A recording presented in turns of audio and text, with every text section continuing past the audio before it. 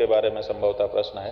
किसी को उसकी विकलांगता के आधार पर संबोधित करना हमको ठीक नहीं लगता है। ये कह रहे हैं कि हम बहुत आहत हैं, नीच ब्राह्मण कहा गया है। हम खुद उपाध्याय हैं, राजन उपाध्याय इनका नाम है, श्रीधाम वृंदावन मथुरा से हैं।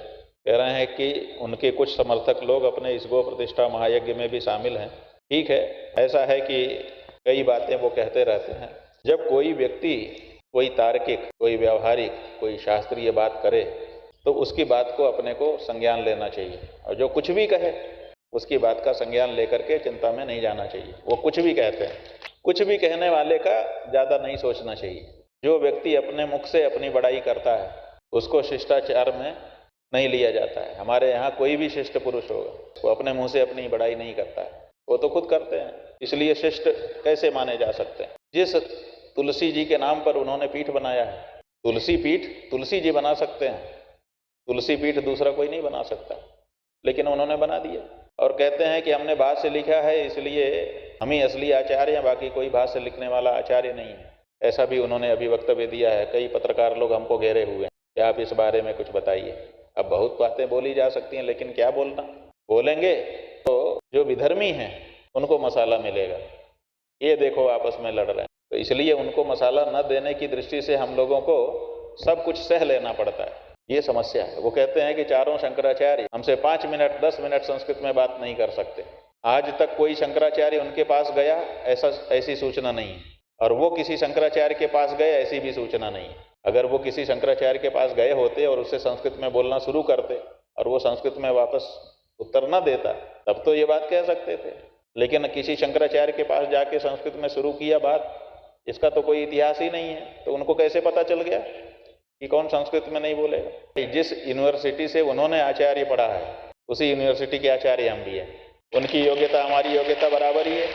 परीक्षा तो उन्होंने भी दी थी तभी उनको डिग्री मिली, परीक्षा हमने भी दी तभी हमको भी डिग्री मिली। एक यूनिवर्सिटी में पढ़े, जब दोनों बराबर ग्रेड में उत्तीर्ण हैं, प्रथम श्रेणी में उत्तीर्ण वो भी हैं हम भी हैं, तो उनकी योग्यता ज़्यादा हमारी योग्यता कम कैसे, कौन निर्णय करेगा इसका। फिर वो कहते हैं कि हमको 1.5 लाख पृष्ठ याद हैं, लेकिन इसकी परीक्षा कभी नहीं हुई। 1.5 लाख पृष्ठ वो निकाल करके सामने रखें, कहें कि ये 1.5 लाख पृष्ठ रखे हैं, कोई भी पृष्ठ खोलो मैं मौजबानी सुना दूंगा। ऐसी परीक्षा पहले सार्वजनिक रूप से दें तो तब हम लोग समझें कि 1.5 लाख पृष्ठ इनको याद है। किसी वीडियो में वो कह रहे हैं कि 1 लाख पृष्ठ हमको याद है, और किसी वीडियो में कह रहे हैं कि हमको 2 लाख पृष्ठ याद है, तो 1.5 लाख। अभी वाले उसमें कहा है, उसमें कहा कि 1.5 लाख पृष्ठ हमको याद है, और पीछे 1 साल के पीछे उन्होंने कहा था 1 लाख पृष्ठ हमको याद है। तो 1 साल में 50,000 पृष्ठ उन्होंने और याद कर लिए। ठीक है, कर लिए होंगे, लेकिन ये कहने के पहले आपको परीक्षा तो देनी होगी। जो बात कहिए पहले उसको परीक्षा ले करके प्रमाणित कहिए। आप अपने मन में 1.5 लाख पृष्ठ याद करके कह देते हैं कि मुझे याद है। परीक्षा कब दिया आपने?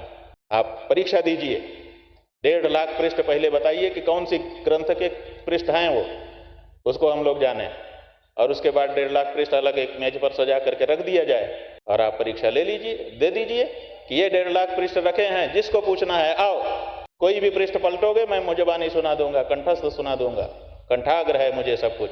तब हम समझें कि ये कुछ कह रहे हैं। पृष्ठ का पता ही नहीं है और 1.5 लाख पृष्ठ मुझे कंठस्थ है, ये कैसी बात है।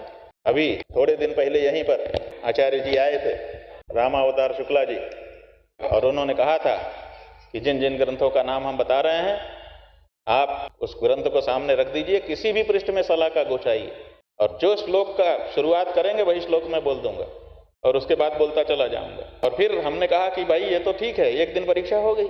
फिर हमारे मन में आया कि ये कह रहे हैं कि जो पृष्ठ बताइए, जो श्लोक बोलिए। हमने कहा उसके नंबर से बता सकते हो? उन्होंने कहा नंबर बता दीजिए। तो दूसरे दिन फिर परीक्षा हुई यही इसी मंच पर। जिस नंबर को हम लोगों ने बताया कि इस अध्याय का ये श्लोक बोलिए, उन्होंने बोल दिया। एक बार भी फेल नहीं हुआ वो व्यक्ति। तब हम लोगों ने पुरस्कार दिए, अभिनंदन किया, माला पहनाई, उनको आदर किया। ऐसे ही आपको मेज पर 1.5 लाख पृष्ठ सजाने चाहिए, और सजा करके तब घोषणा करनी चाहिए कि ये देखिए 1.5 लाख पृष्ठ हैं, जिसको मेरी परीक्षा लेना हो आ जाए, मुझे कंठाग्र है। और तब हम लोग आएंगे और पन्ना पलटेंगे, सुनाइए। 10, 20, 25, 50 पन्ना सुनाने के बाद हम खुद मान लेंगे, आपको कहने की जरूरत नहीं पड़ेगी। हम खुद घोषणा करेंगे कि भाई हमने तो 10, 20, 25 बार देखा, अभी कितनी बार देखें, इनको सब पृष्ठ याद हैं, तो जय हो जय हो। लेकिन आप जानते हैं कि ऐसा कोई नहीं कहेगा, क्योंकि मैं वो कर नहीं पाऊंगा, इसलिए अपने मुंह से ही कह देता हूं जो कुछ कहना है। तो अपने मुंह मियाँ मिट्टू बनना एक कहावत है, मुहावरा है, इसका अच्छा अर्थ नहीं होता।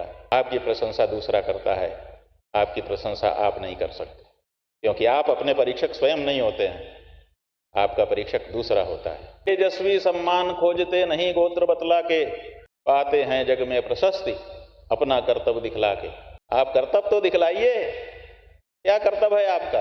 आप कहते हैं मैंने ग्रंथ रचे हैं, बहुत सारे लोगों ने ग्रंथ रचे हैं और हम लोग मिले हैं, एक अक्षर नहीं जानते। क्यों? क्योंकि पैसा दे दे करके विद्वानों से लिखवाते हैं और अपने नाम से छपवाते हैं। नहीं, ऐसा नहीं होता है।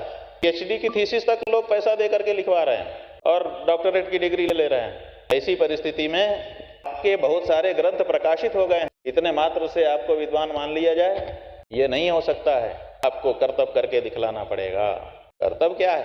आप कहते हैं मैंने ग्रंथ पढ़े हैं। आपने ग्रंथ पढ़े हैं तो ग्रंथ में ही तो लिखा है कि जो विकलांग है वो संन्यास का अधिकारी नहीं है। आपने ये पंक्ति नहीं पढ़ी? अगर पढ़ी होती तो उसका पालन करते। आप तो कह रहे हैं कि मैं सन्यासी हूं, दंड लेके घूम रहे हैं। क्या पढ़ा आपने? शास्त्राण्यधीत्यापि भवन्ति मूर्खाः यस्तु क्रियावान पुरुषस्य विद्वान। हमारे शास्त्र में साफ बताया गया है कि शास्त्र पढ़ करके भी लोग मूर्ख होते हैं, जो क्रियावान है वही विद्वान है।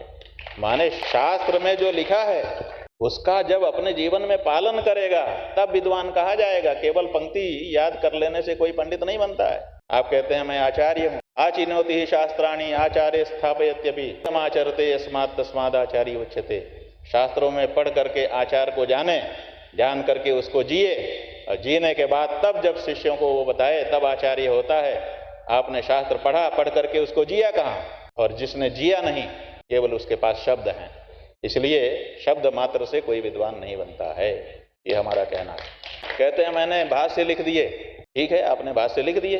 भाष्य लिखने की जरूरत किसको पड़ती है? जो पूर्व उपलब्ध भाष्य से सहमत नहीं होता।